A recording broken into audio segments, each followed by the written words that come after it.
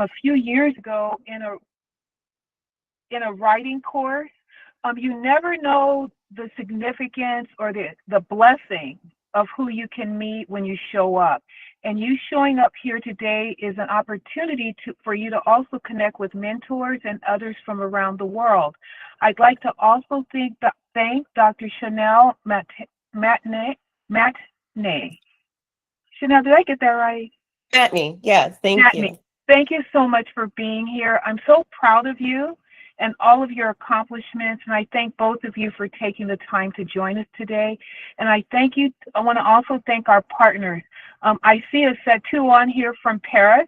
Thank you so much, Asetu, for being here today. And I want to thank especially the coalition there in Pakistan that is supporting these initiatives and working with us. Afra, Asan, thank you so much for being a representative of the Youth Parliament, Health Club, and K chapter. We appreciate very much your presence and support of Girls Fly Pakistan. And I'm going to turn it back over to Imrana, our team leader for this amazing series, and Barack and Sabat for your core team leadership there in Pakistan with Girls Fly. Thank you so much. Bye-bye. Thank you so much, Ms. Gail, for your thoughtful words and continuous encouragement. And yes, we are partnering and collaborating with Youth Parliament Health Club K chapter, whose representative, Ms. Arfa Ehsan, has joined us, and I would like to give her some minutes before we start our session. Thank you so much, Gail, Miss Gail and Imrana. It's so nice to hear this kind words from you. Assalamu alaikum, everybody. My name is Arfa Hassan, and I'm the Chief Secretary of the Mental Health Committee at the Pakistan Health Parliament, Kinate chapter. So let me tell you a bit about the Pakistan Health Parliament. So it has six committees, one of them being the Mental Health Committee. So the Pakistan Health Parliament, or PHPK chapter, is a platform that allows students to engage with critical health issues and be a part of a meaningful advocacy. Our chapter here at Kinade is led by Ms. Angshi Khan, our president, whose leadership drives the vision and direction of all that we do.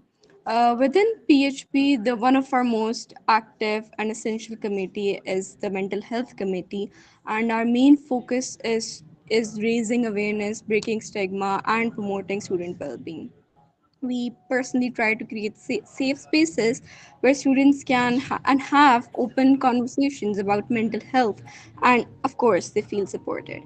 So, back to you, Miss Imranam. Thank you for having me here. Thank you, Arfa, for your warm welcome and words and collaboration, of course.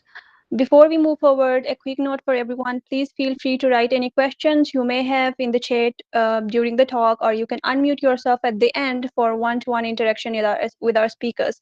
So now let's move to the highlight of today, our incredible speakers who have taken out time from different time zones and who will be sharing their insights and experiences with us today. First, we have Angelique Electra, the founder of Meraki Muse, a coaching platform dedicated to helping women design lives of purposes, balance, and authentic self expression. Before creating the Meraki Muse, Angelique was a business development attorney and executive with over 3 decades of experience serving global corporation. She holds a JD or MBA degree from Yale University. Um, she's also the creator of Still I Shine, a global community and newsletter that empowers women to reclaim their brilliance and life with soulful authenticity. Thank you, Angelique, for joining us and sharing your time and wisdom with us today. We are so honored to have you. Thank you. Next, we are honored to have Dr. Chanel Matney, a neuroscientist and program manager working at the intersection of neurotechnology, research ethics, and public policy. She earned her PhD in neuroscience from John Hopkins University, where she co-founded the Johns Hopkins Science Policy Group. I hope I pronounced that right. Yeah. Helping early career scientists engage with policymakers at all levels. Currently, she manages programs for the bioethics program at the University of California, San Francisco, focusing on responsible research conduct and ethical neurotechnology development. Dr. Chanel has also served as a science policy consultant for the U.S. Department of Defense, the California State Legislature, and the National Academies of Sciences, Engineering, and Medicines. We are truly grateful to have you with us, Dr. Chanel. Thank you for taking the time to be part of this conversation. So over to you guys. Thank you. Thank you so much. I'll go ahead and put up our slides and we'll begin. So let's see.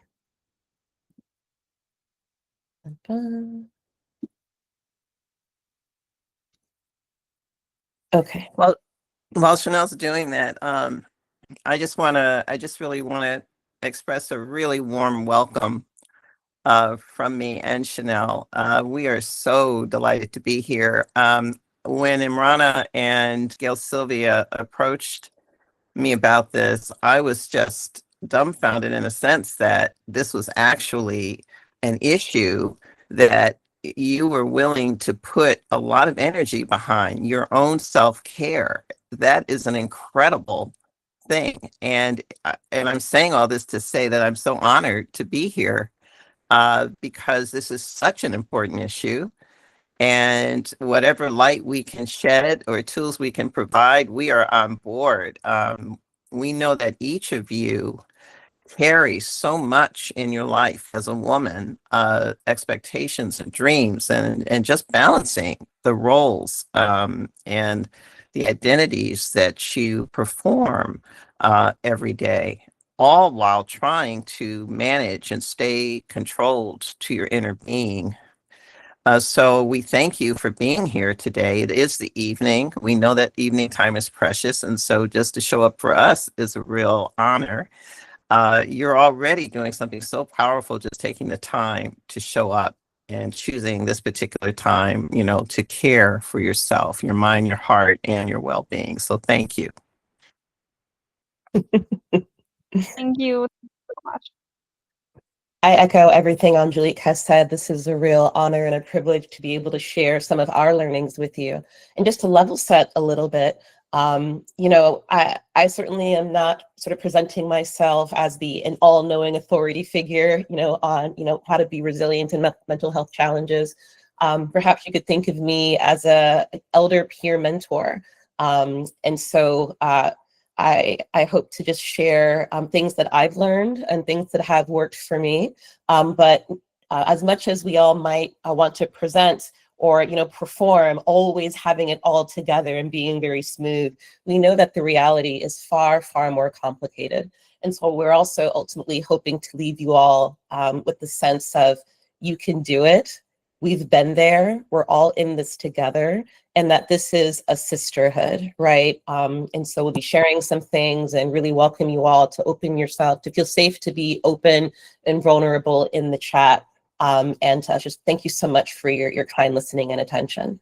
So to begin with our presentation today, I wanted to open with a quote from one of my favorite authors, Louisa May Alcott, who was an American novelist, abolitionist, and civil liberties hero. "I am not afraid of the storms, for I am learning to sail my ship." Life, as you know, is not a calm harbor. It's more like an unpredictable sea. Some days are bright and calm, others are windy and stormy. Sometimes there are sudden, large waves that can really challenge every ounce of our steadiness. But each of us here today is ultimately trying to figure out, given that life is stormy, how do I captain my ship? How do I navigate through the sea and waves of study, work, relationships, expectations, right? Even though life can be stormy, it doesn't mean that we're helplessly at its whim. Far from it. What we can do is learn how to steady the ship within the storm, despite the storm, to be our own calm in the storm. What does that mean? We're going to talk about what we can do to create inner energy reserves that can help us adapt and respond and be present and mindful to changing conditions as they arise. Angelique's going to talk to us a bit today about what we're going to cover. Thanks, Chanel. That was great. All right, so it's a pretty simple program today. We really wanted to bring to you some practical takeaways, from this session, because we all know what the stressors are. We all experience those, and we all examine the problem quite a bit. And so we do want, and I wanted Chanel to be here in particular, and this is a really heavy point, is that, as she said, we're not at the effect of what is going on inside of us. We have powers. We have enormous powers with our brain and body. And Chanel's going to talk a lot about that going forward in terms of what exactly happens, how stress disrupts our mind-body connection. We're going to introduce a few tools, for regulation. One is something we do every day, and we do it quite mindlessly, but today we're going to do it mindfully. And then there's some mental models or tools that I'm going to introduce toward the end of this that will just help to navigate the sea a bit to find that center that we all want. So by the end of our time together, you should understand that each of us has the ability to manage our own nervous system and enhance our own mental and emotional health. We don't need to be at the effect of the chaotic and stormy seas that we're talking about, of being overstimulated and engaging in a lot of negative self-talk. We really do have a powerful mind-body connection that we will address. And so we just want you to come away from this with tools and models. Some handouts will be available after the session. It should help. And if we have some time at the end, we may even introduce another process.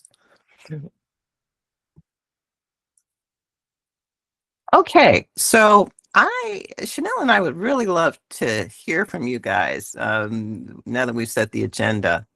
And one of the things we would like to, if you could quiet yourself and just think about how many intensely stressful or anxious moments you've had this week, this past week, this work week, this whatever study week, whatever it's been for all of you.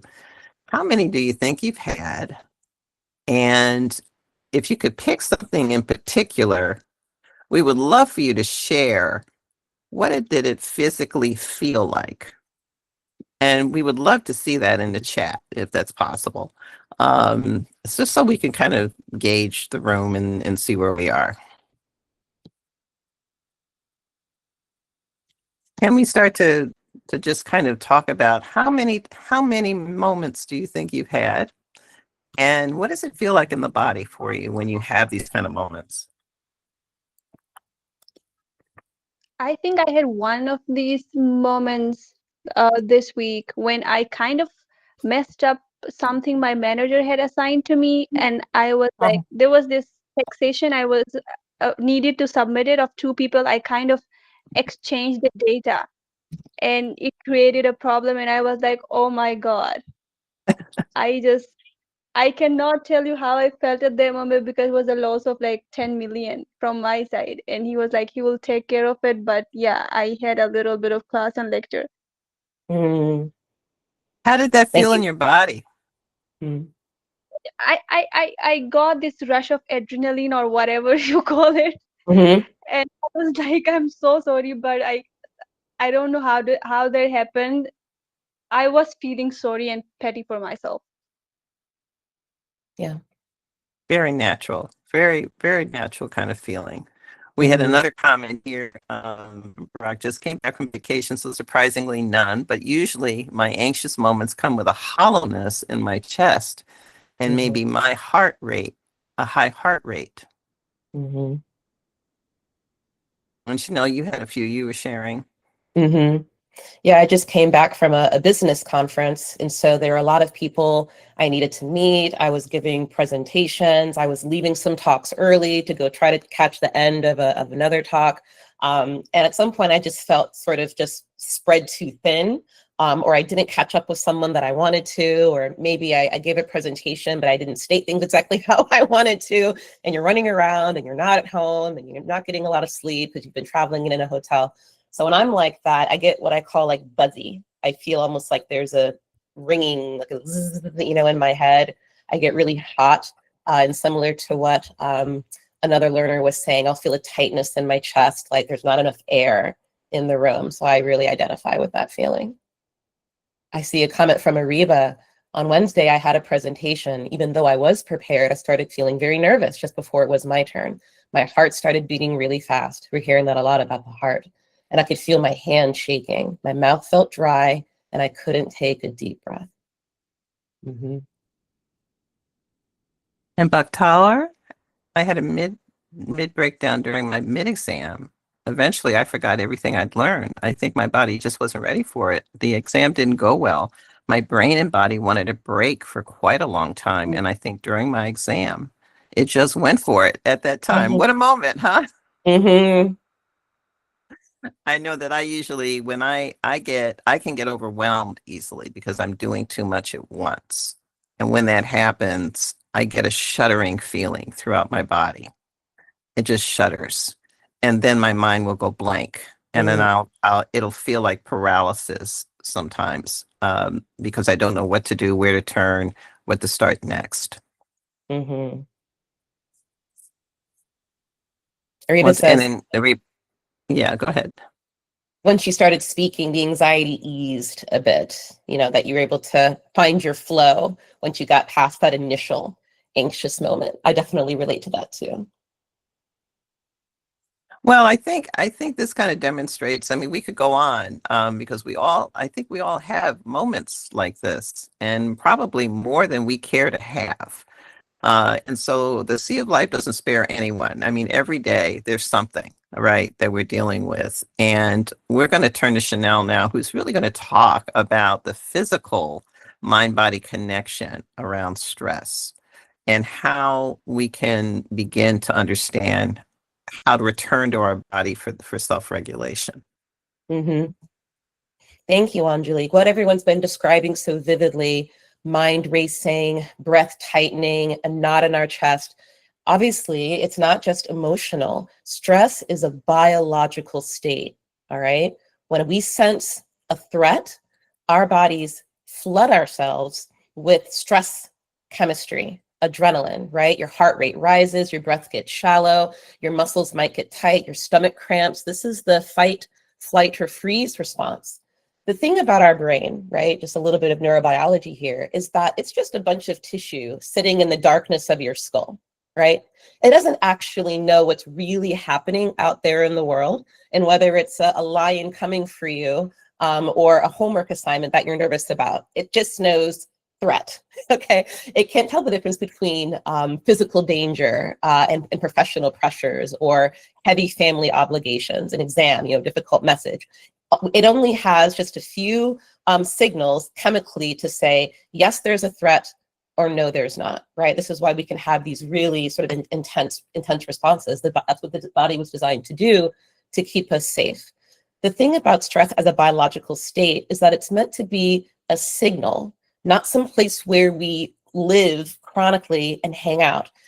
This image is meant to show you all the ways that stress has a physiological impact, right? And so the brain releases hormones and other chemical signals that increase our heart, that make our breathing more rapid and shallow. It can cause cramping in the stomach as the movement of food through our gut slows down, because that's extra energy it wants to save for it to potentially run for your life. At the same time, it begins to accelerate the conversion of glycogen into glucose, thinking that you're going to need a huge burst of energy in a minute. This is why after highly stressful moments, you can feel like you've crashed. Like, oh my gosh, I just did, you know, a short presentation. Why am I so exhausted afterward? Stress is a highly metabolic, energy depleting biological state, right? Your blood pressure increases. Sometimes that's why you may feel cold. The blood vessels are constricting away from your skin. You might feel a numbness or a tingling even in your hands and feet. This is not all in your mind, right? You're not going crazy. Your body is signaling to you, I think that I'm under threat. You know, something is going on where, you know, I need to be hypervigilant. This isn't necessarily always a bad thing, right? This is meant to protect us. It's our body letting us know something important is going on. Did you know that? Are you alert? And here's where we can sort of reassert captaining of our ship and say, body, I see you. I hear you. Yes, I'm aware that something really important is happening. Our body is signaling stress up to us. We sense it. We're going to talk today about what we can do to tell the body and mind everything is going to be okay. Even though that, the systems underneath the neck, are sort of, having all of this reactivity, we do have a captain's deck, we do have a captain's wheel to all of this, and that's the brain, specifically the prefrontal cortex of the brain. This is the very front part. This is sort of the newest, most evolutionarily recent part of our brain, where all of our sort of executive thinking, forward planning, deep deliberative thought goes.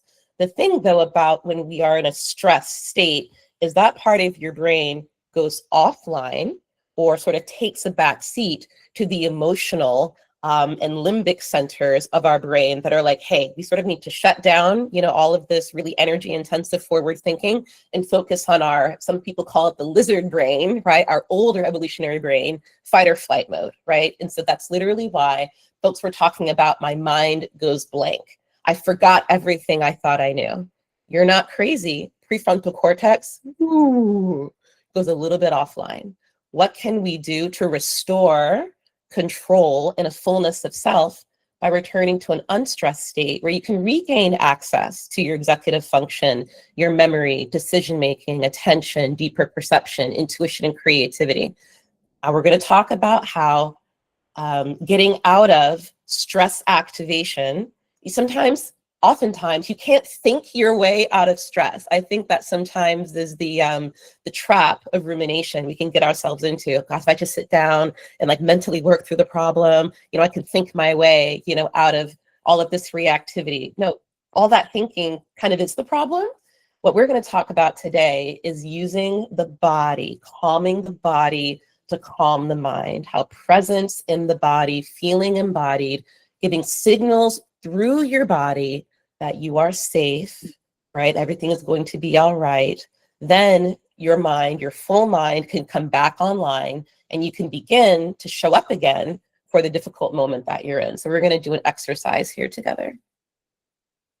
Thank you, Chanel. That was a great explanation. Appreciate that so much. Okay, so we want to kind of like take a pause right now and let's just practice together.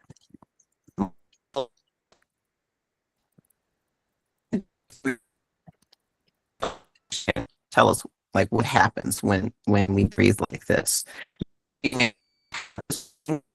Is anyone losing Angelique to some audio distortion, or is that just me? Sorry to interrupt, Angelique. No, that's okay. Can anyone not hear me? Yeah, I lost it a bit too. I thought it's an issue from my end. Guys, if you can just the audio was distorted. We can see it in the chat. So okay. Oh dear. It was just a moment. Can you hear me now? Yeah, you sound okay now. But if it happens again, sometimes going off camera and coming on camera again can resolve it for a bit. Okay. Just for signal, if the signal is just too big. Okay.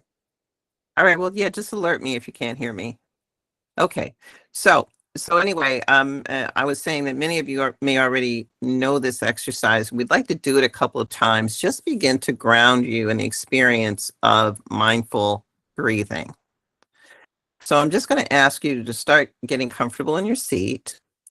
And if you're able, plant both feet firmly on the ground. And then I want you to feel the gravity of your weight into your sit bones and your heels. I want you to close your eyes, loosen your jaw, silently opening, closing your mouth. Start relaxing your face. Roll your shoulders back to relax and then drop them down. Relax your forehead by raising and lowering your eyebrows. Now we'll do the exercise. So we're going to inhale 4 counts through our nose. We're going to hold it for 2 counts, leaving the back of the throat open. And then through our mouth, we're going to slowly exhale for 6 counts. Okay, and I'll lead this. So let's do it. So let's inhale 1, 2, 3, 4. Hold your breath. 1, 2. Exhale through your mouth. 1, 2, 3, 4, 5, 6. And just observe how your body's feeling in this moment. We're going to do it one more time. Inhale through your nose. 1, 2, 3, 4. Hold. 1, 2. Exhale through your mouth. 1, 2, 3, 4, 5, 6. Okay. Does anyone want to share how they're feeling after that exercise?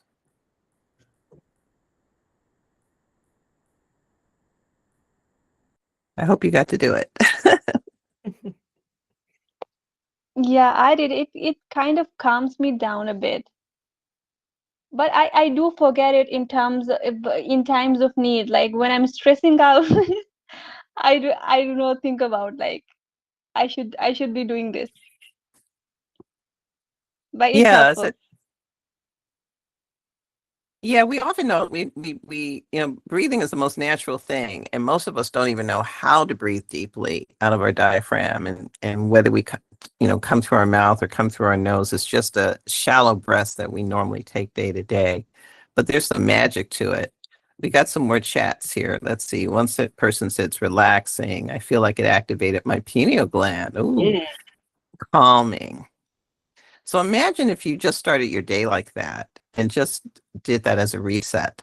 Or imagine if you're about to go into a stressful meeting and you just breathe and try to restore your inner being. It's an easy tool, and no one even needs to know you're doing it because it's so subtle and so quiet, but it heals the body. So I want to go to Chanel next to start talking about. Oh, no. Still my turn. Yeah, please continue. It's still my turn. All right. So the point of doing that particular breathing exercise is that it starts restoring you to presence. And what do I mean when I say presence? It's really the ability to lock into the moment that you're actually living in this second, in the moment. To be aware of your thoughts and emotions, and without having to be tied to them or swept away by them. It's when your mind, your body, and your breath are fully aligned for calm, clarity, and choice. Because much of the time, we're not aware of what we're thinking. We're just thinking and reacting all the time. What breathing does is slow down the process and allow you to separate from your thoughts. Many of you may already meditate, and that is a very deep form of presence.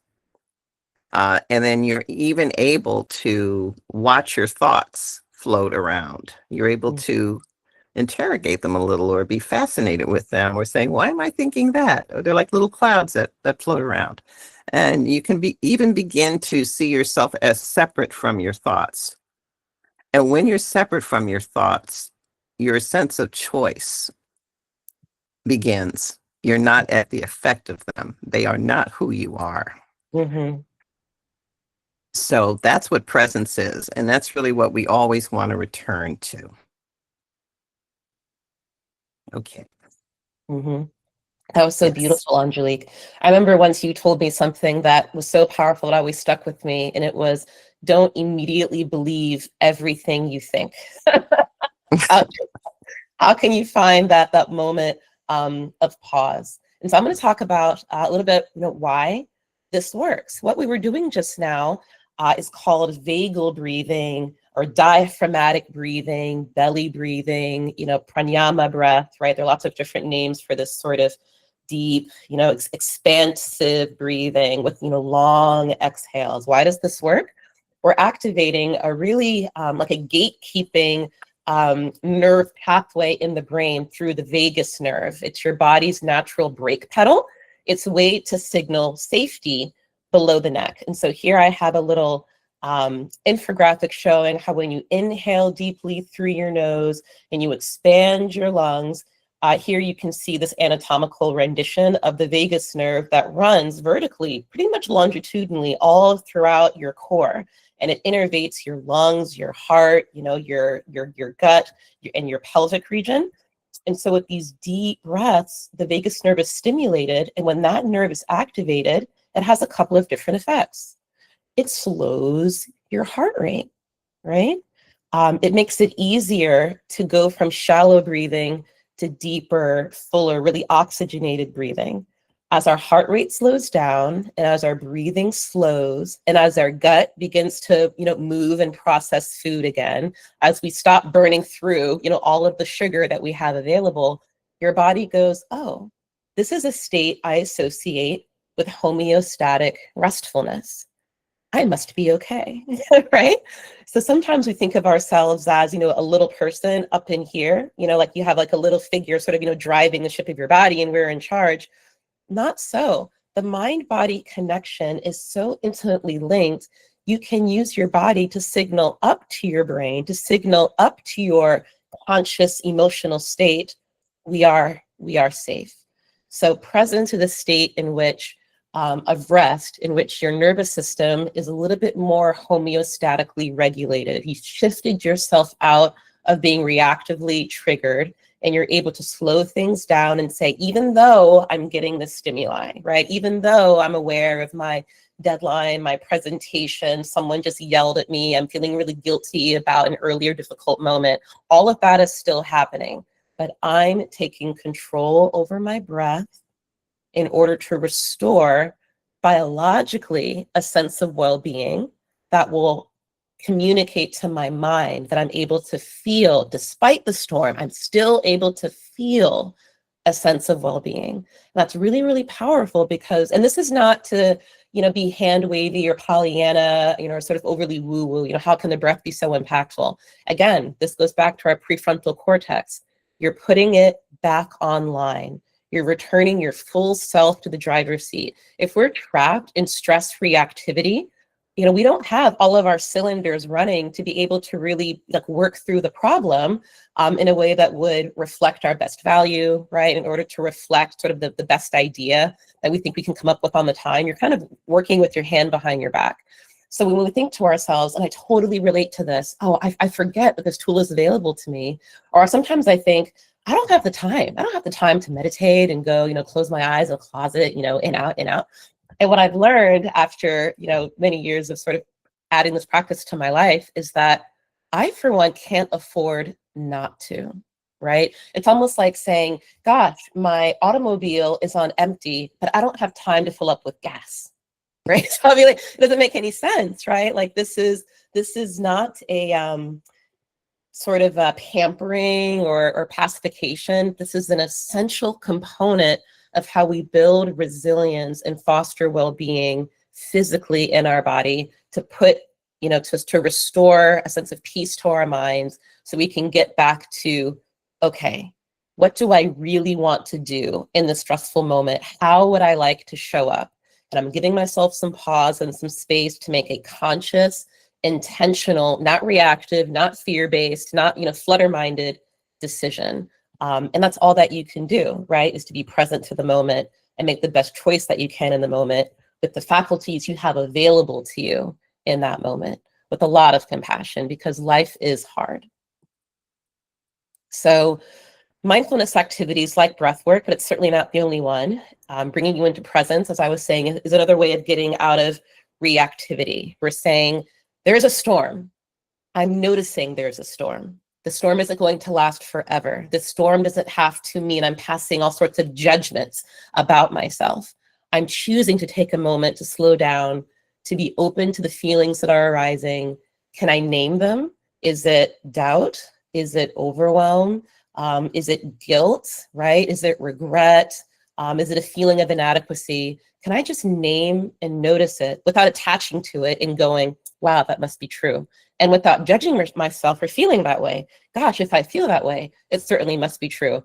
Or I can't believe I'm feeling that way. I should be over this by now, this is not the time to sort of like relitigate, the emotion. You're just there to compassionately notice, wow, this is what it feels like to be me in my body in this moment. Wow, my chest is tight. Wow, I'm running really hot. Wow, I feel like there's not a lot of air in this room. I acknowledge all that. I feel that. I'm going to deepen my breath and see what's able to shift. And you'd really be surprised how much is able to shift just by holding yourself in that compassionate moment of witnessing what's happening and giving it some space. Also, I want to take a moment to say, I'm also not saying to like reject or fight the feeling. I shouldn't feel this way. This is a bad feeling. This is a wrong feeling. How can I make it go away? Because it's actually not about that. It's about, can I make space for it? Can I show up with this feeling? And what is this sensation trying to tell me? All of these emotions are just signals. They're just, this body is going, help, alert, I want you to know that something's going on. And then you can say, I see you, I hear you. Thank you, body, for alerting me that there is a need.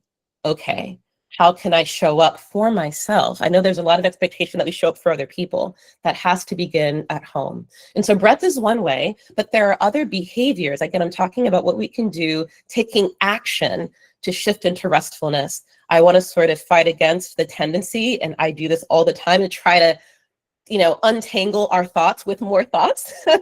But you can't do that if you're in a stress state. Other things that can be effective are havening, which is to hold yourself. You can apply soft muscle pressure, right? To hug, or if you have someone else, perhaps even better, to be held and to be held and to hold. Another way to activate the vagus nerve is through deep belly laughter. Is there a photo album of really happy moments that you can revisit and laugh? Is there a funny video that you can revisit that just brings you a sense of joy? Chanting, singing, and humming are really powerful. I personally like to do deep breath work with hums on the exhale. The humming vibrates you here in your chest cavity, and that vibration also activates your vagus nerve. This is why music and chanting and anything where you're really feeling whole body vibrations, heavy drumming, is really, really a grounding for the body, right? Other behaviors that you all find may comfort you.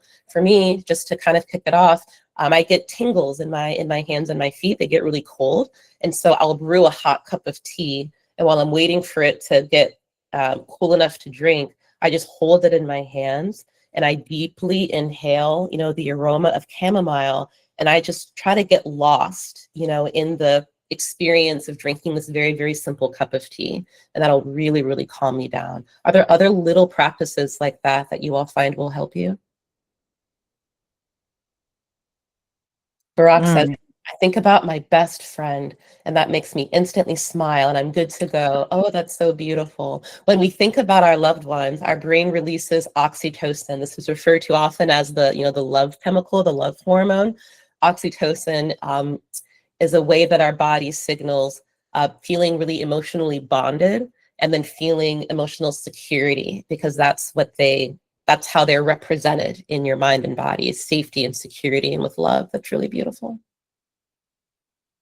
It's true, Imrana, that yes, suppressing one's emotions too much can lead to deterioration in the brain. You can lose white matter. You can lose the strength of connectivity between parts of the brain that need to talk in order to surface your memory. Again, being stressed is really energetically intensive. Like, it's like you're burning through your reserves way faster than normal. And the body is so energy efficient. So what happens when you're burning a lot of energy through stress is that it begins to pull back. It goes, maybe we don't need as much white matter. Maybe we don't need as many, neurons doing all this work. We're going to actually reduce how much the brain is doing, because being so much online is harmful. So if it can't get out of stress mode, it'll just reduce the amount of brain that is available to be stressed.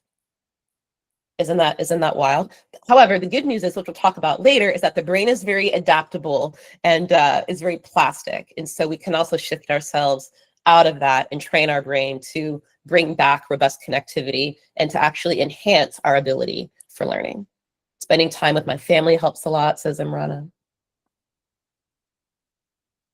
Fantastic. Okay. So what I wanted to impress with this little section was how repair work can begin in the body. I just want to acknowledge how difficult it can be to carve out time for this, especially when we're in, the difficult moment. So one thing I wanted to add was that this practice isn't just for difficult moments. One way that this can become a habit that you return to regularly is to do it during neutral moments, to do it during happy moments, to do it when you're driving, when you're washing dishes, when I'm walking my dog. I try throughout random moments in the day where I find myself, kind of between a task, I'll say, where's my breath? Is it up here in my throat, top of my chest? Can I drop it into my belly? Where are my shoulders? Because my shoulders get way up here, when I'm tight.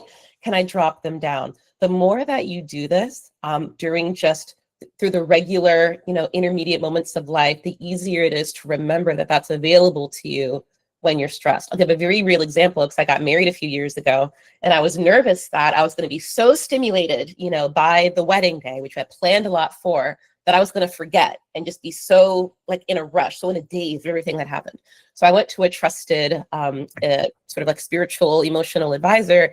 And I said, what can I do to make sure that I actually am present to this day? That's going to be such a buzz, a good buzz, but a buzz nonetheless, kind of a different form of stress. And she said, like, what's your favorite place? And one of them is Angelique's house. And the other is this beautiful lake in Northern California. And she said, can you go there in your mind? Can you hold that picture? And I said, yes. And then she said, when you're in the wedding and, everyone's buzzing around, you can put a hand on your heart and a hand on your belly. And this looks very natural for a bride to do. No one knows anything. And just take a moment to just have a breath while you're listening to someone congratulate you. This as a ritual. Every time you want to return to yourself, I went here. And so throughout the day, I did that. And it was such a beautiful practice for, wow, I'm at my wedding. I'm watching myself at my wedding. I'm surrounded by everyone that I love. Oh gosh, I'm running really hot. My heart is racing. I'm so excited. Oh, I need to talk to that person. Oh, I can't forget to tell the caterer this. And oh my gosh, and my mother-in-law, whatever.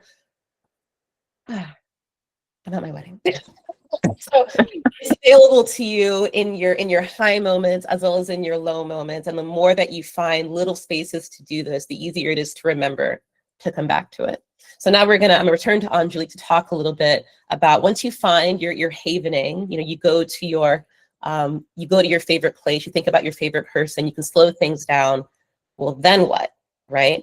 Angelique is going to talk to us about how we can steer ourselves towards peace. I'll just say that I was at the wedding and you were the most present bride I've ever experienced.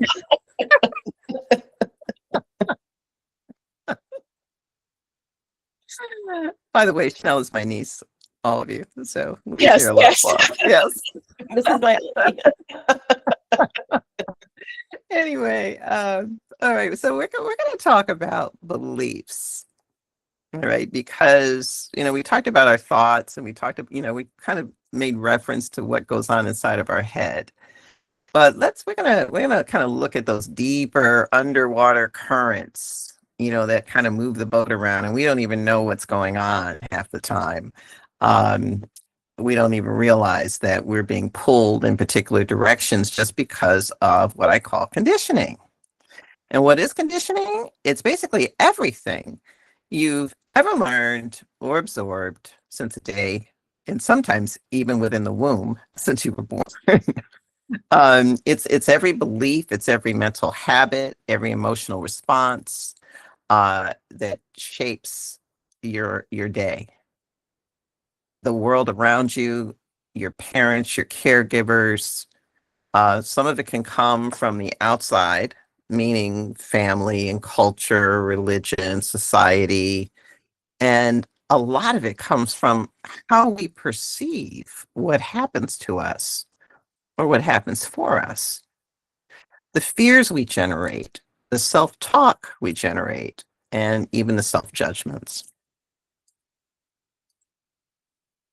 So belief kind of divides itself into certain areas, which I find are really interesting. Number one is that beliefs can comprise your sense of identity because they're so deeply entrenched and they've recurred for such a long period of time, and they begin to be how we interpret our world.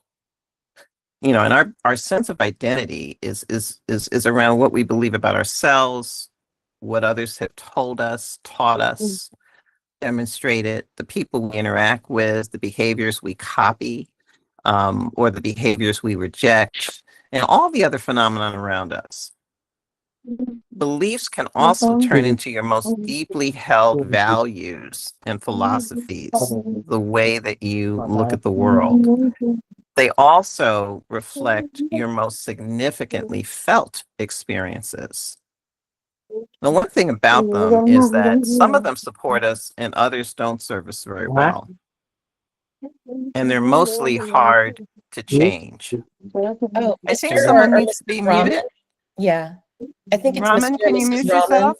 Yeah. Thank you. So beliefs are really hard to change. In fact, it's almost impossible to change them unless you do some level of mindfulness to actually examine them and separate yourself from them to know that they aren't who you are. And so we can usually mistake a lot of these beliefs as defining ourselves and merging with that belief in a way that we can't begin to differentiate it. And so certain negative conditioning or conditioning that it may not support us may look like, I'm only a valuable person if I keep achieving. Rest means laziness. I cannot rest because it'll mean I'm lazy. Don't stand out. You'll get in trouble somehow. You'll get called out if you stand out. If I fail, I will lose connection with my family. I must please and make others proud of me in order to be worthy. Some of these are thoughts that many of us have, that we're not enough, that there's not much, we can't seem to do enough or be enough for someone or something. These can be very, very integrated into our daily thought patterns. And so our reactions and the way we even look at things, beliefs also act as filters. One of the things that the brain does is whatever you believe, and this is scientific, the brain will scan the environment to find that thing, to validate and confirm what it is you believe. And so that's one of the reasons why it's so hard to change, because your brain is constantly scanning for that very thing that you think you believe. So if your boss is critical about something you've just done, and that fires you up with fear and intimidation or bad feelings, now you're going to walk around with the thought that, oh, I guess my work is not so good and my boss doesn't think I'm good at my job. And so your brain will start scanning, trying to either prevent it from happening again or acknowledging that it is happening. And then what happens when that colleague comes along and says, hey, you did a great job? Your brain won't even register that because you're so believing that negative thought. And so this is another reason why we have to be aware of what we're thinking and what we believe. Because until we discover that awareness, we won't know. Mujibur, I think, could you put yourself on mute kindly?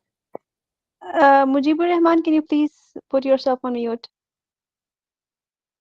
Yeah, I think we're good now. Okay, thank you.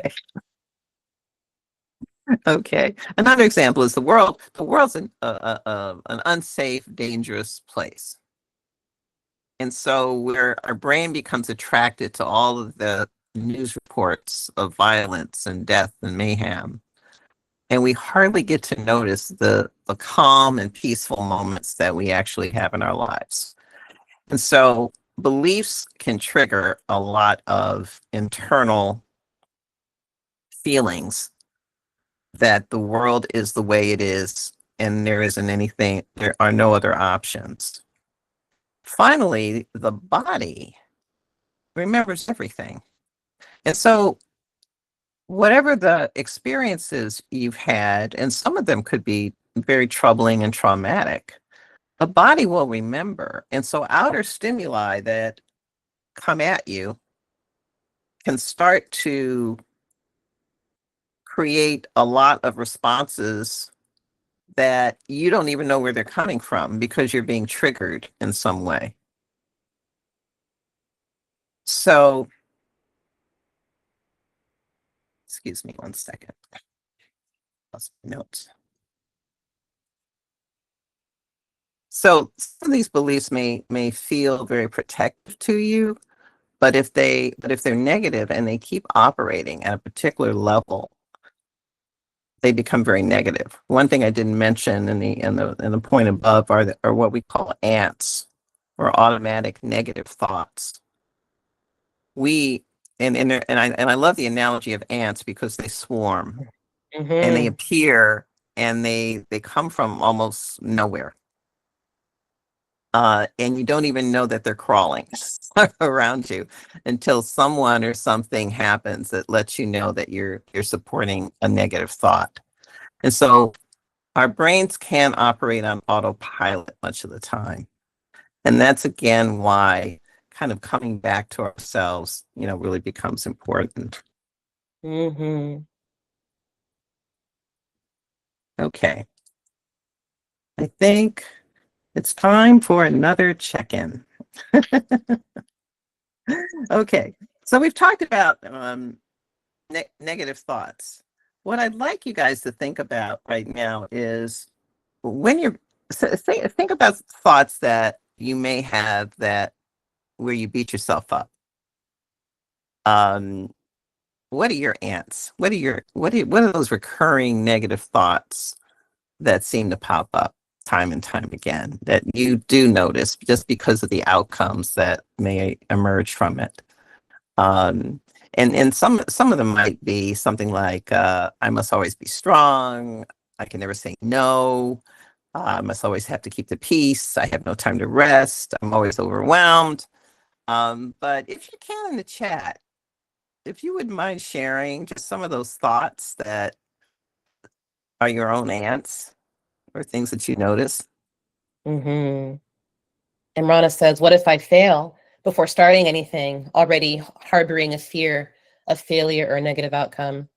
Barack, I'm not doing well enough. I'm running out of time. Oh, I really resonate with that. Not doing well enough, running out of time. One of mine is, if I think back on a project or a work product, I'll think, yeah, that was good. It was okay. But if I had put in X amount of more time, it could have been better. And I didn't. So now I feel bad about it. Like, oh, I did something that was okay, but was it the best it could possibly have ever been? I'm never doing that, I think, is the similar pattern there. Fear of failure, doubting myself. Barack is agreeing. Yeah. Yeah, I'm not doing well enough. I'm not doing well enough. I'm running out of time. I can't say no to people. Even though I know if I say no, I'll be in a better position. I can't say no. I can't disappoint this person. I want to just throw something in right now on one of your comments. Like, even though I know I shouldn't do it, I'm still going to do it. There's a word out there that I love. It's called acrasia. And acrasia basically means that for some reason, you can't do what you know you should. Right. You can't do what you know you should. I know. This happens to me all the time because, like, exercise is my big thing. I can't seem to exercise when I know I should. Every doctor tells me that. What is that about? Like, what is the brain doing that it won't even let me do that? Well, I mean, Chanel will probably tell you the limbic system is overriding the rational system, that sort of thing. But that's, again, a way to self-soothe. If you notice that you are not doing what you should do, start asking yourself, What's going on right now? What Chanel was talking about earlier, to just interrogate it a little bit. Why won't I do that? Like, what's up with that? And can I either take myself off the meat hook by being angry with myself for not doing it? That's one thing. And another thing is just to say, well, is there a baby step that I can make in that right direction? That's right. Is there something? Sometimes you can attach one habit to another habit that you want to grow. But acrasia is something that can also result in ants because you get angry with yourself. Yeah. When you don't do what you think you need to be doing. And use that process Chanel talked about. Continue to interrogate that. So we're going to move toward how can I convert my ants? How can I transform them? Chanel's going to go into that. So with all of these conditioned beliefs, the more that you think something and you think it over and over again, it becomes a well-worn path in your mind, just like a path in the woods. The grass becomes dampened and it becomes wider and wider. It's the same with our thoughts. All of our thoughts are represented by nerve cell activity. And the way that plasticity works is that the more a particular nerve system pathway is used, the easier it becomes to trigger that circuit, right? The brain is really, really good at making us respond to patterns. So how can we disrupt that patterning and activate new circuits? We have to consciously shift our thoughts. That's the power of neuroplasticity. And this doesn't happen all at once. It's through repetition, practicing new thoughts, practicing new behaviors, shifts the nerve cells that become activated in your mind. So if there's a neural circuit that's going, I'm not enough and I'm inadequate, and that becomes very, very easily triggered when an authority figure is in the room. When you notice that like a simple error was made, I guess I'm not enough, right? When you're 2 minutes late because of traffic, I guess I'm not enough, like any little thing, because the circuit is just like ready to go. Where, yeah, that's a thing, that's a trigger, that applies. How can we shift this? You can shift your thinking and you can say, I'm getting better at performing all of the time. You can think to yourself, I'm a strong learner. You can think to yourself, my voice has value here. You can think to yourself, I'm appreciated. People are willing to be compassionate with me. And then your brain begins to notice all of the instances where that's happening in your life. Again, it's almost like going back to what is your filter? If you have a filter of beliefs that are self-limiting and that are telling you about what you can't do and why you can't do it, this goes back to feeling really limited with your choices. If we can train our brain to look at the world through a new set of filters, the filter of opportunity, through the filter of freedom, through the filter of what might be available, through a filter of compassion, because life is hard and we're all just human beings doing our best, right, to make our way in this topsy-turvy world. Can we make space for some empathy? Where can I notice acts of empathy? Where can I notice opportunities to be an empathic person to others around me? That's a very different way, sort of like managing a storm. Where am I noticing people holding up umbrellas for one another? Where am I noticing people helping to batten down the hatches, right? And so it begins with new thoughts, and those thoughts can help us give us sort of the oomph that we need to practice new behaviors. And so if there's a thought that goes, oh gosh, I'm not enough, how can we flip that? With repetition and practicing, what's the way to take that thought and kind of make it work for me, right? Angelique was talking about how, the body keeps score, or the body remembers. Our brain, will hold these neural patterns. And then our body, when we're in a situation that reminds us of our fear, oh gosh, I'm in a room with a bunch of high-level executives, but I know that I'm not enough. Oh God, I'm really stressed, right? Imagine if you walked into that room with a different set of filters, part of your belief system going, oh wow, there's a lot of really important people in this room. I bet I can learn a lot from them. And I'm really grateful that I've been invited. I'm going to do my best to feel at home here, and I'm going to be open to learning from the wisdom in this room. And so instead of being like, oh gosh, I have to make sure I don't do anything wrong, the posture is, I'm here to listen. right? I'm here to listen and learn, and I'm just happy to be here, right? It's a very, very different orientation. Your body hears everything that your mind says and takes cues from the mind and from the belief systems over how it's going to show up. So what are some ways that we can decondition? When we're noticing these self-limiting thoughts, I'm afraid to speak up, we can say instead, my voice has value. You know, instead of, gosh, I always mess things up, we can say, you know, I'm really good at learning from my mistakes, right? Like for me, you know, let's see, something I struggle with is that I talk a lot, or sometimes I talk too loudly, or sometimes I can accidentally interrupt someone. And so I'll think, gosh, I'm really passionate when I speak, and I'm learning to be more attuned to my audience. And so I think what helps for me anyway is to come back to I'm constantly learning, I'm constantly putting energy into improving, but not in a judgmental sort of like you messed up way, but more clearly I care about this because I'm feeling a little bit bad about it. And that feeling bad about it just shows me that this is a value that would like to be expressed. I'd like to be a better listener. I'd like to slow down and kind of make space for others to share. This is something that I'm learning how to do better all the time, as opposed to, gosh, I'm such a blabbermouth, you know? So think about ways that you can notice a belief or notice a self-limiting thought, and what is it telling you about something that you care about, right? Gosh, you know, I'm not enough at my job.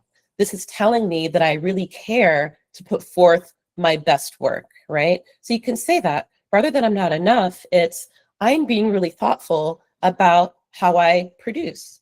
And that's good. You know, that's something I can feel really good about myself about, right? So Angelique is going to talk to us a bit about a mental model or framework we can use to help shift our thinking and help us when we're presented with a choice, right? So let's say, you know, we've kind of gone through this process of noticing we're in stress, using different techniques to first signal safety through the body.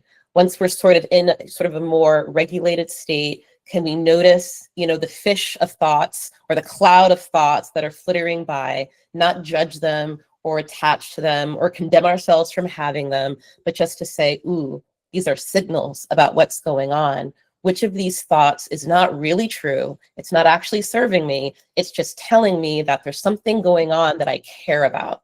And how can I empower myself to show up in a way that reflects that value, whether it means I'm a responsible, you know, daughter or wife or sister, whether it means that I'm a dutiful, you know, employee, or whether it means that I'm a studious learner. What is it here that's being called forth? So Angelique is going to talk to us about a Meraki star that can help guide that way of thinking.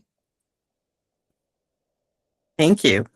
And I just want to kind of double emphasize the things that Chanel is saying and recommend that you take time to actually write down the limiting beliefs that you have, just to separate them, get them out of your head and onto a piece of paper, and then write a script for another thought that can replace that thought so that you can be reminded to start practicing the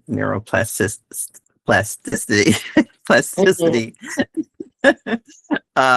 exercises for yourself, because they really do work. And you'll find that reframing is not hard. It can be easy when you start developing the habit. So anyway, we're going to talk about the Meraki star. This is something that I thought about with respect to how energy flows in our body and how our thought systems support that. And this is a model that really talks about what is it that I need, or what is it that's lacking in my general flow as I go through my days, my weeks, my months. What's going on for me? How can I identify that? And so the Meraki star is based on the notion that we shine when elements of our lives are being nourished and fulfilled in some way. And when they're not, energy goes down and we start losing our light. And that invites more stress, and more stress will start dampening other points on the star. So the 5 points of the star: sustenance, where you're questioning, am I getting rest and nourishment? Expression. We all have the need to express our true self, our voice. We have the need to be creative without being limited. Do we grow and learn enough through stretch? What is, do you feel a life purpose or having a meaning and impact on what you do, how it affects others, what you're able to contribute? And finally, that point of connection, the people or things you love and belong to, and who belong to you. These are all really, really important elements.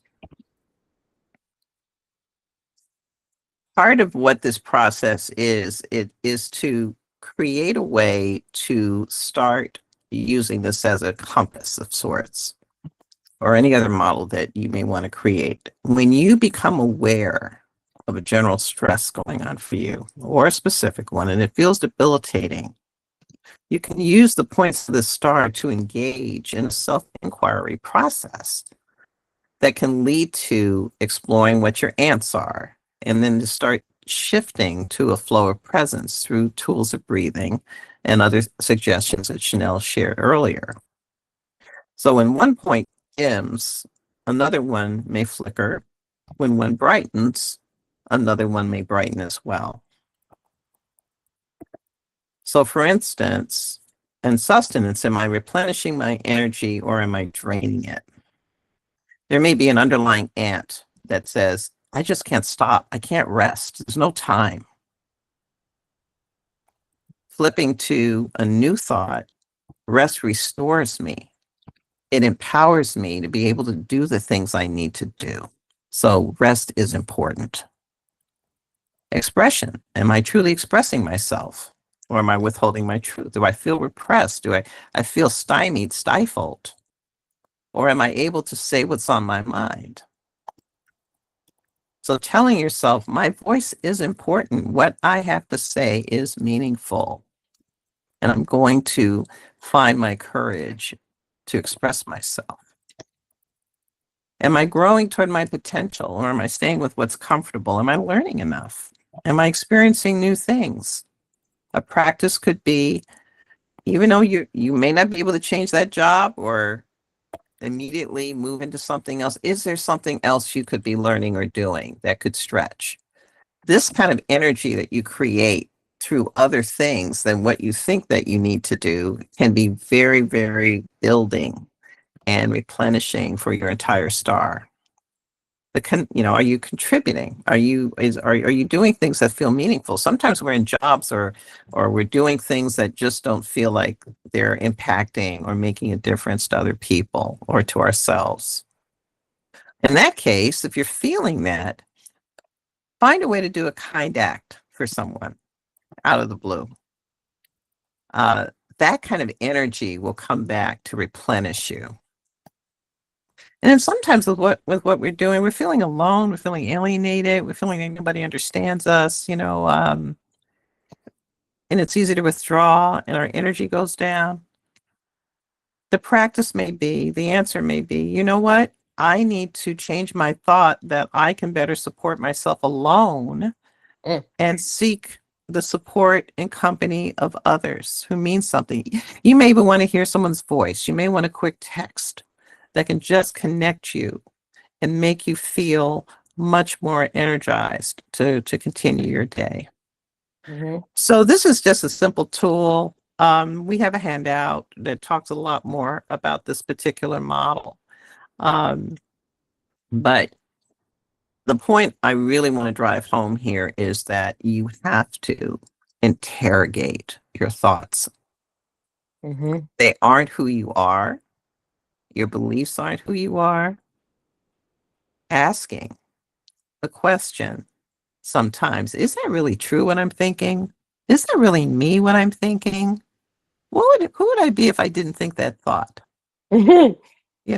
Who would I be? Who would I be if I didn't have that thought? There's a wonderful author, I'll throw it out right now, Byron Katie. She changed my life in terms of the way I think. It's that kind of thought interrogation process that she teaches. in something called the work. .org. And I encourage you to look her up because she'll take you through this kind of process as well. So with that being said, we're going to hit our conclusion slide and just reiterate, Chanel and I, we really hope you're walking away from this presentation with the feeling that you have the power to captain your own well-being. You are not at the effect of what is around you or what your brain and body do. In fact, your brain and body are your crew. They're there to support you. They are there to operate at your discretion, at your direction. We hope we've demonstrated that to breathe the presence is a great way to get restored. And we've offered a small model to, again, engage in an interrogation process about those elements of your life that require and need your attention. Mm-hmm. Chanel, did you want to add something to the end of this as well? Yes, that we're here for you. Please consider both of us as part of your sisterhood of support. Here's our contact information. And we really welcome you to reach out for one-on-one advising, coaching, counseling, or just to be a compassionate and listening ear to witness and celebrate what you're all trying to achieve. I'm just so incredibly inspired by all of you in your passion and your drive. And so when you sail, don't sail alone. You know, we can go farther together. And so please consider us as part of your broader collective. And just thank you so much for your kind attention and your engagement today. And we want to be able much. to, we certainly want to be able Yes. to address any outstanding questions that people may have as well. So we want to have time for that. Yeah, in case anyone has any questions left, they can type in the chat box or just unmute themselves and go on with their questions. Did we miss any questions from earlier? One from my side before ending the session is for somebody who just wants to reboot her life. I know there are people in the discussion who I know personally, and they might be reluctant to ask the question. So I want to ask from their side, that if somebody wants to restart their life, just leaving behind everything they had done in the past, they're just very much scared of doing it. Any tips or suggestions for them?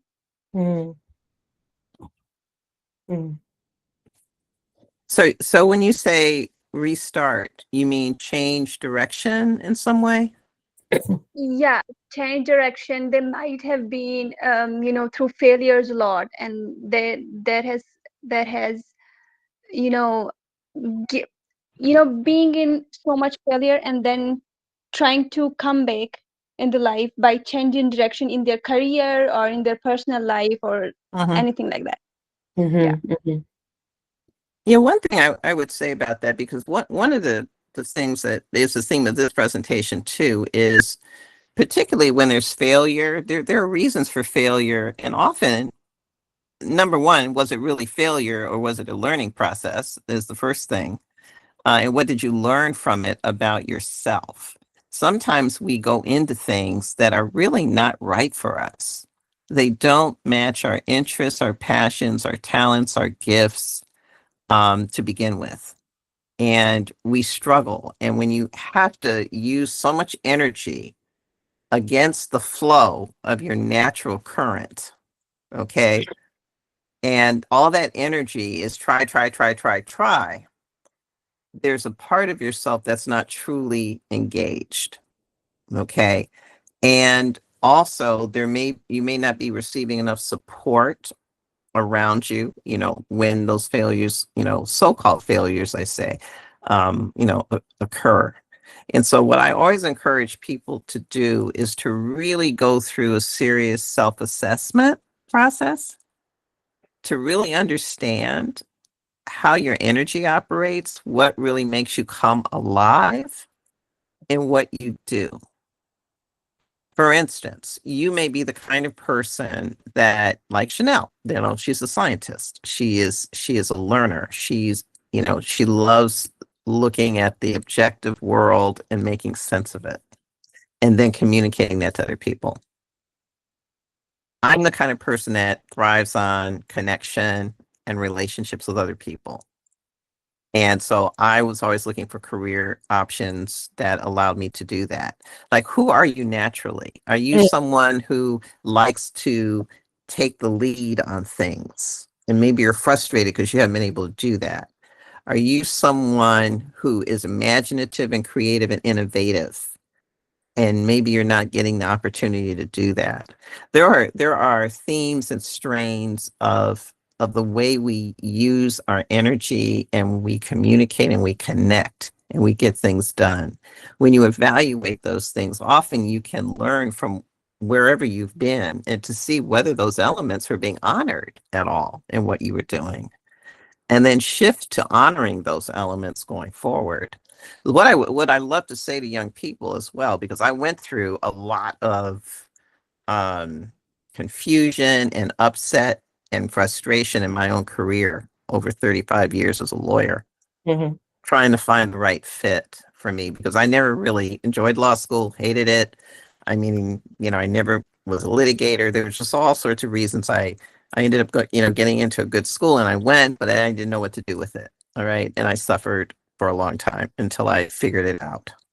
I had to learn what wasn't working for me in order to be attracted to what was going to work for me. And I had to, even out of all those failures, there are things that you do really well, and you need to focus on those all the time. But coming up with a composite of what turns you on, lights you up, and how you best contribute to other people and to projects, you'll start to begin to develop that core of courage that can overcome the fear of failure going forward. And I'm always happy to talk to anyone who wants to get into a deeper discussion about this. Did you want to? Yeah, no, I wanted to add to that. I relate to this very, very much. I've had a not a linear career, myself. I've changed direction several times, and I have definitely had uncertainties or insecurities about that. So another framework I wanted to put forward, I'm a very visual thinker, is I was thinking about like getting a rocket off the ground, right? And in order to overcome, the effects of gravity, you need more thrust than you have drag. So when we're thinking about, gosh, I'm feeling like I need to make a change, I want to pivot or start a new chapter, but I'm really afraid that fear is a lot of drag, right? The thrust is remembering our why, right? Like, what are you so excited to learn and achieve? What are the possibilities about this new opportunity that just, like really light up your eyes when you get up in the morning? So I think remembering your why, remembering why this is so exciting, so rewarding, or so fulfilling, why this would, run in accordance with your values, can help us sort of show up with that anxiety, but with some courage. The other thing I wanted to mention was a way of reframing failure. Sometimes we think of failure as we had a bad final outcome, right? And I would challenge that to say, what did I do well throughout this experience? What did I learn? What did I produce? What did I achieve? Even if the outcome wasn't what I would have wanted, what did I learn about myself as a thinker, as a person, as a teammate? I'll share an example just to like make this more real. But I went into an internship, a government internship, thinking it was going to be, this really hot thing. And it turned out that it was just not the right environment for me at all. I was such a fish out of water. I wasn't really doing the work that I wanted to be doing. And so I quit. I left early. And it wasn't really under the most idyllic of circumstances. And I felt really terrible about this for a long time. Oh, I failed. I dropped out. They were so excited, about my admission, and I let everyone down. I was such a disappointment. They regretted ever meeting me. And I had to go and like really work through and journal, like, I'm having all these heavy thoughts. And then I noticed myself feeling fearful about going for other opportunities that maybe I wasn't sure about, because what if I do it again? And that was really awful. And so I thought to myself, you know, what if I flipped this? I was in a situation that didn't serve me. It was a bad fit, and I had the courage to leave. I know now that I can recognize when it's time to go. I practiced saying no, and it was hard, but I did it. And now with where I am, like I'm in such a good spot, which I wouldn't have been had I stayed out of a, you know, warped sense of obligation in this role that didn't fit. And so looking back at that that situation where I quit, I felt that I had failed and let everyone down, being able to rephrase that and say, I was showing up for my highest value, which was, you know, am I doing good work that's fulfilling, that's using my gifts, you know, in a way that I feel makes the most sense? And the answer was no. And so I left.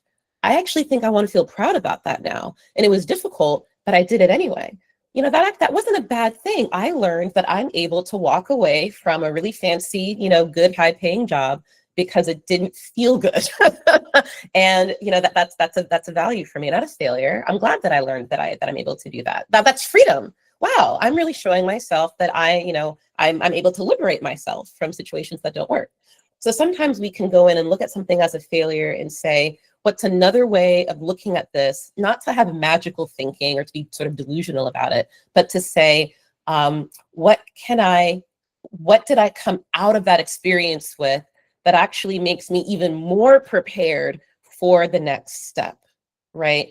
And when we think about, you know, shifting or pivoting, it's not really starting over, right? Because that experience was real, right? It wasn't wasted. It wasn't useless. You learned. You're different, right? You're wiser. You're smarter. You're more resourceful. Think of it as a new chapter, right? We're all the heroes, you know, of our journey. And so, okay, I just did chapter 11.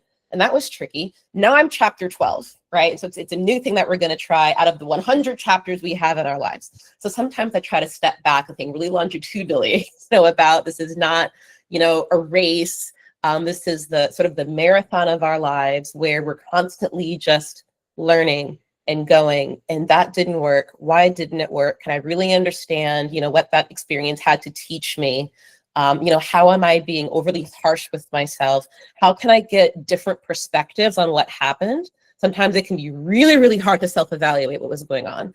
Are there other people in our lives who we really trust, that know us, that see us, that can offer honest input? And they say, well, here's what I noticed, or here's how that appeared to me, and kind of get out of our own heads a little bit. So that's something I wanted to share with you about how to feel about starting over when you're really, really sensitized to failing again. And so these are ways that we can tap into reserves of courage to remember, well, why is this going to be worthwhile to begin with?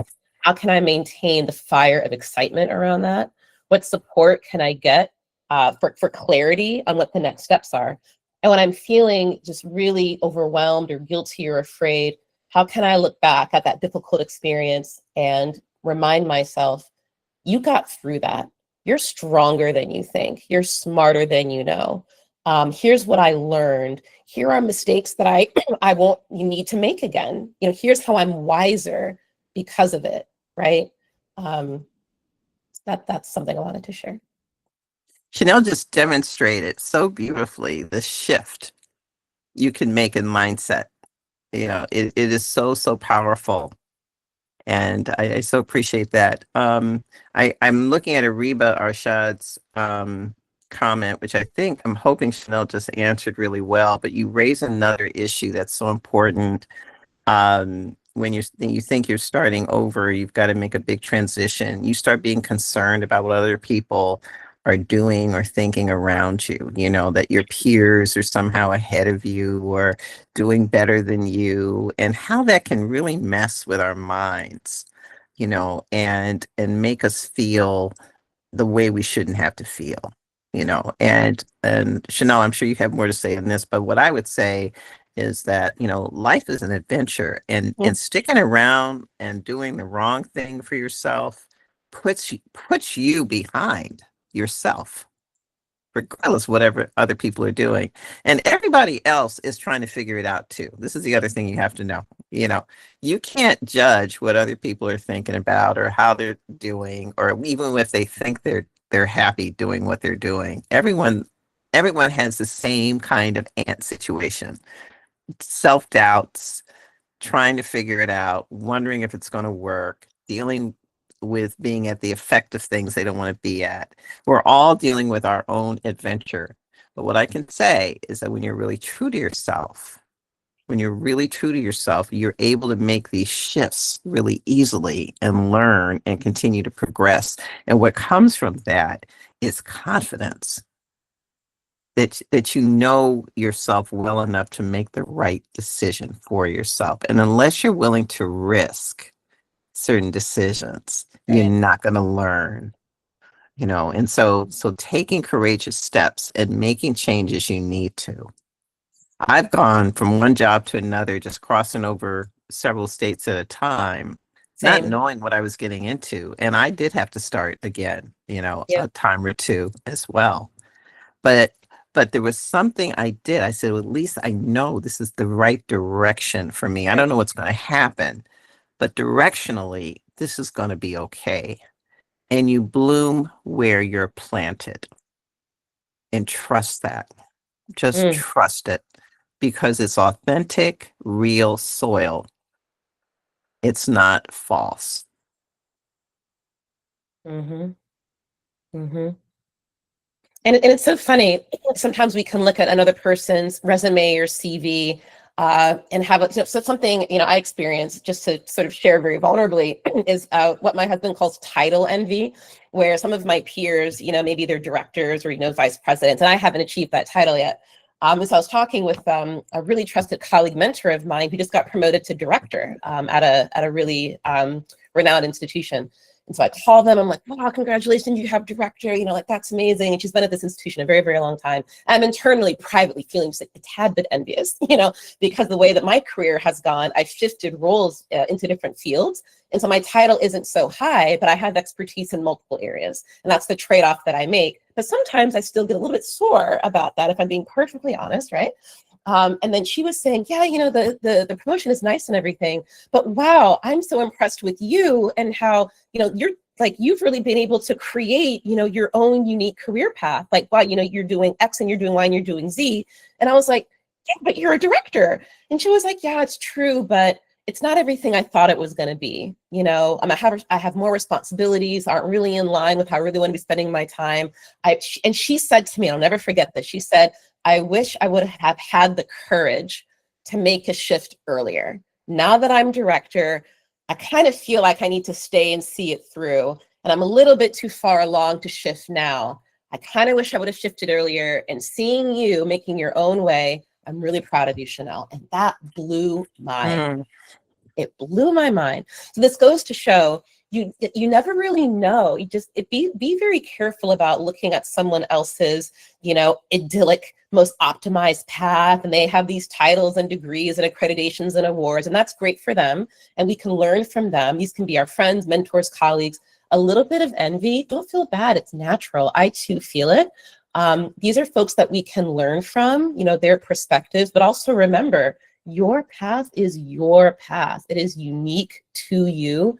No one has lived your life, right? No one has felt your feelings. No one knows what it's like to be you and to have your values and aspirations. And so the best thing that you can do with your life is to honor the you that you are, rather than worrying about, well, how come I'm not more like them? Because you're not them, you're you. And being you is a blessing, right? And so when we think about our career paths and like, oh, what do I do?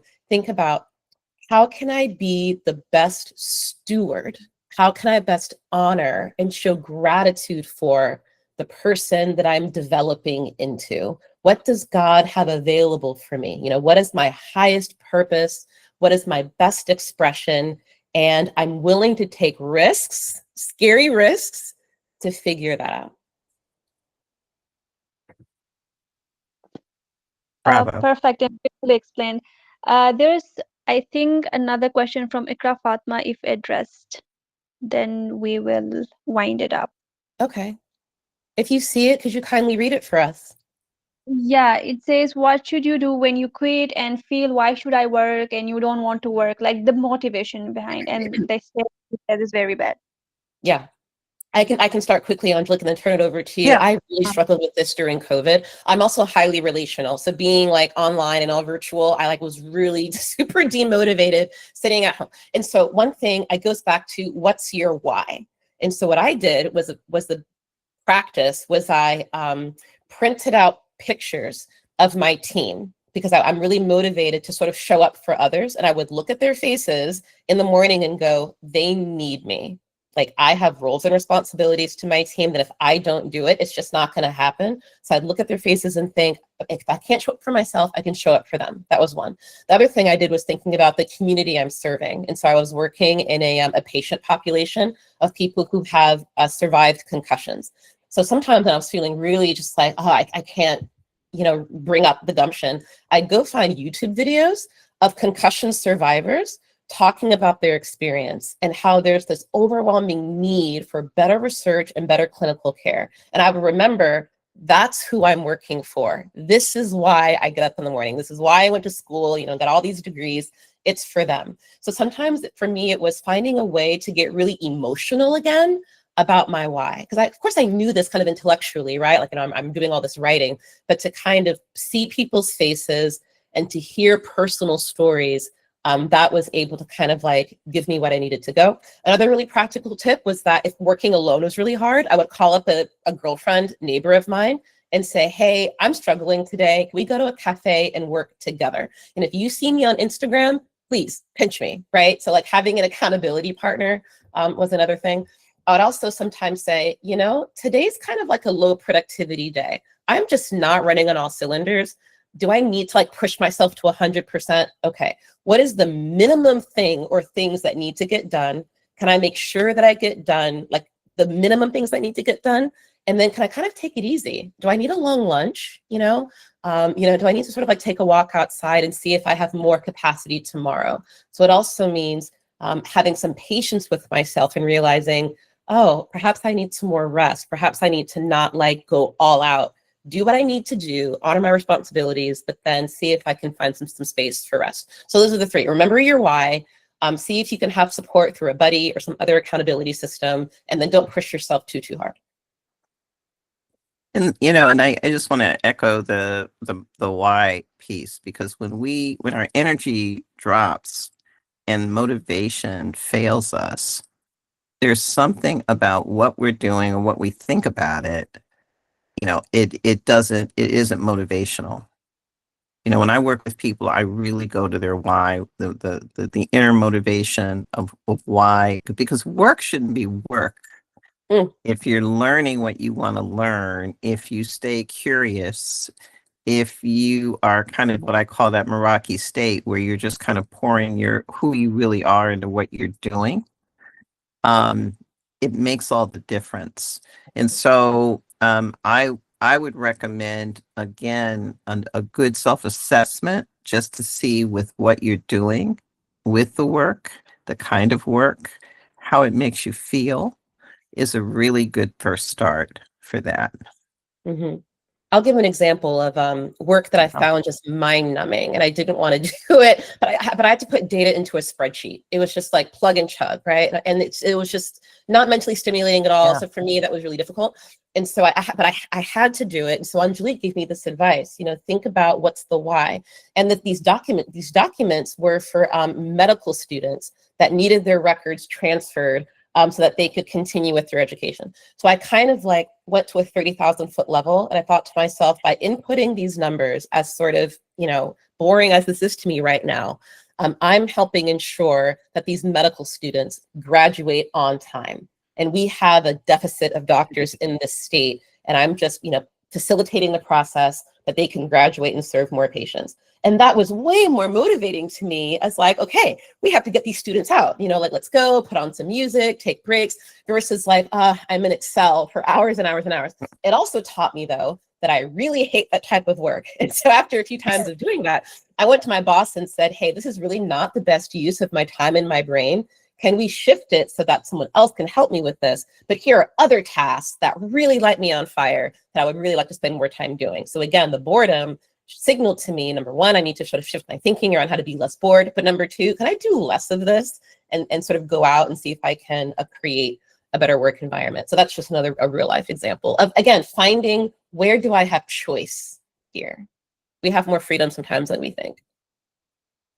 I wanted to add that I offer a free assessment test on my website for anyone who wants to kind of really understand their kind of energetic blueprint, and the kinds of directions that they can head into from a career perspective. It's a fun, it's a quick test, and it gives you a lot of good information. I think, I'll provide that information to Imrana, but I think that might be helpful. And Imrana, before I turn it over to you, the one thing I wanted to add to this is that we have a handout. We didn't have time to go over this, but there is a wonderful, mind-body practice called the emotional freedom technique, or tapping. Many of you may have heard about tapping. It is a very dynamic way of restoring you to presence. And it would have required kind of a lengthy demo to do it today. But the handout that I've provided will explain the neuroscience behind it, because it actually can lower cortisol levels. It can remove anxiety. And most of all, tapping over a period of time can have permanence to it. It can actually help regulate you going forward. So it's a very, very powerful exercise. I really encourage you. There are all sorts of apps and YouTube videos and other things that can teach you how to do it and script yourself. But essentially, it's tapping into basically what I would call neural nerve centers through acupressure points throughout the body. And you can do it anywhere, anytime, anything from a simple tapping exercise in the back of your hand to a full program from head to under the body. But I've done it for years. Chanel's done it. It has miraculous effects, and it's all self-help. So take that handout seriously and explore it, because I think you could really benefit from it as well. Another reason that tapping works. Oh, sorry, go ahead. Please share that handout with me after the session so that I can send out to all of the participants. Yeah, I sent it last night. I sent it yesterday. What I can do, Rana, is I can bundle everything into one big email, and I'll send it to you again. Okay, we can do it again. I just want to make sure you have it. Another reason why tapping works, it's sort of like, you can go, there's different ways of doing the program, but you can sort of go head to toe, and you're tapping on both sides of your body, certain points. And as you're tapping, you're attending to the sensation of where you're touching. So this is another way of getting grounded, like with breath, returning to your body. The reason also that it's bilateral, you're touching both sides of your body, is one thing that happens during high anxiety is that our neural activity becomes desynchronized. That is, that the normal patterns of activity that support coherent, rational thought, usually they're coordinated and patterned. When they're under a lot of stress, they become discoordinated and desynchronized. Think of it as white noise. But when we tap matching spots on both sides of our body, and we're noticing it, and you're not doing it mindlessly, you're consciously attending, this is a way of using sensation to return synchrony to the parts of the brain that respond to touch and motion, right? Your body, both sides of your brain are doing this and this and this and all the way down. And so as you're restoring synchrony in the brain areas that represent the body, you can restore synchrony to the brain areas that also are for emotion and higher level thought processing. And so it's really interesting when we think about reconnecting, mind and body. That's another way that we're doing that through touch.